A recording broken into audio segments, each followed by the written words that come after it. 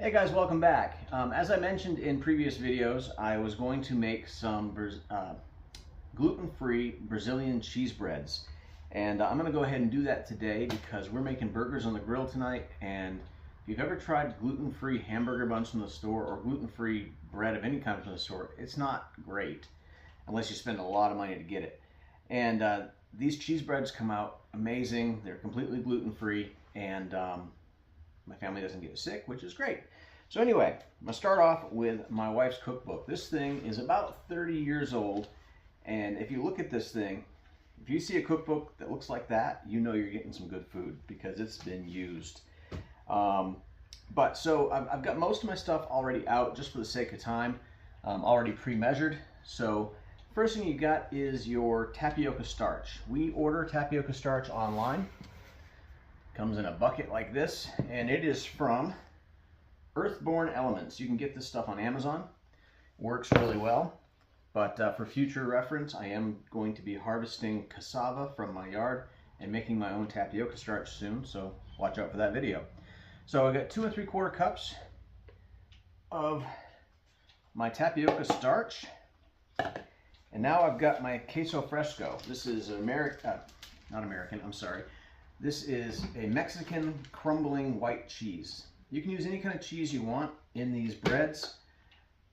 I like this particular cheese in here because it's just really good. What have I done?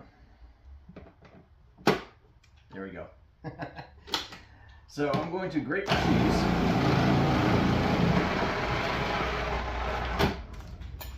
One more piece here.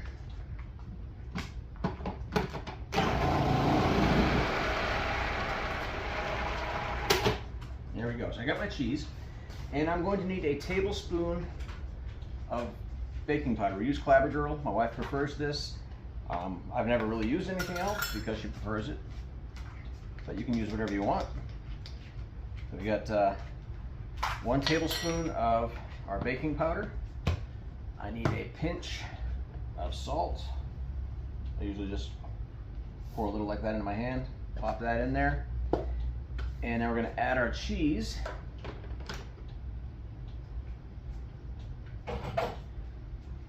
Once I get the cheese in here, I'm going to mix up all my dry ingredients first, because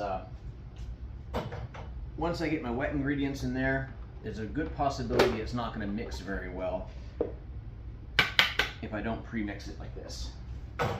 Usually I just grab a fork like that. Just make sure this is all combined properly. Just for reference, that's about a 10-ounce block of cheese I have in here, which is just about perfect for a batch this size. So from there, I've got 3 eggs. These eggs are from the Silpy Farmstead that I got yesterday. Check out the yolks, how orange those things are. I hope you can see that. These are fresh eggs, straight from the chicken. Perfect for this kind of thing. I'm gonna need milk.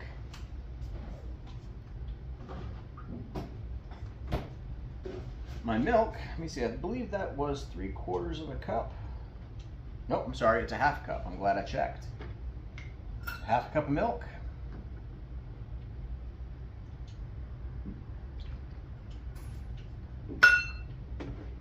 Then I need 1/3 cup of olive oil. This pours a little slow. I probably should have had this pre-poured. Bear with me for a moment. A few moments later. There we go, 1/3 cup of olive oil. Set that all aside. Now I've got my handy dandy mixer.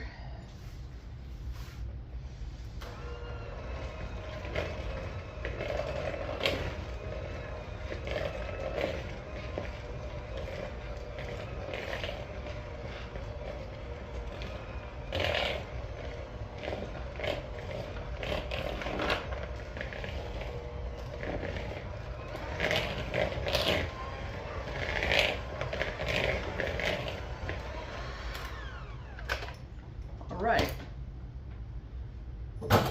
And your dough is going to come out looking very thick and chunky like that.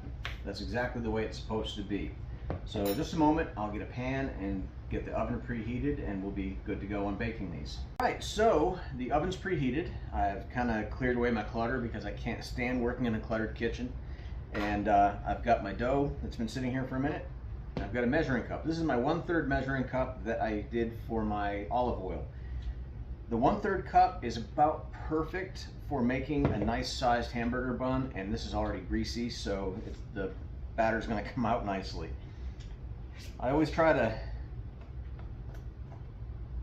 think about things like that because I hate working harder instead of smarter. So anyway, just going to plop these here onto this pre-greased pan.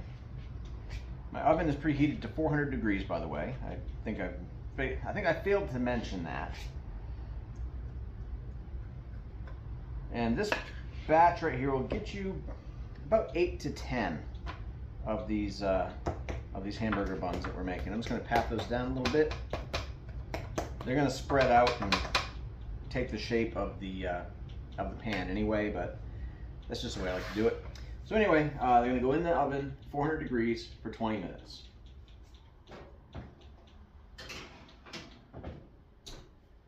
And we'll come back in 20. They're ready.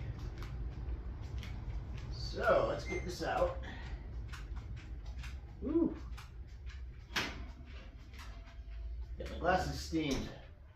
All right, so here we have some finished Brazilian cheese breads. Is that just... There we go. Now I got my dog clicking by too. All right, so anyway, there's a nice fresh Brazilian cheese bread. I wouldn't recommend doing this if you have soft hands. My hands are pretty thick, but perfect size for a hamburger bun. You just slice them down the middle, put your burger in there, your toppings, and you've got a nice... My dog's an idiot. Anyway, you've got a nice burger bun. You can grip with your hands. It's not going to fall apart like gluten-free. These things are nice and squishy and stretchy and delicious, and nothing smells as good as this right now. So anyway, as always, if you're enjoying this content, please like, subscribe, coming back for more videos. I'll keep on posting. Thanks.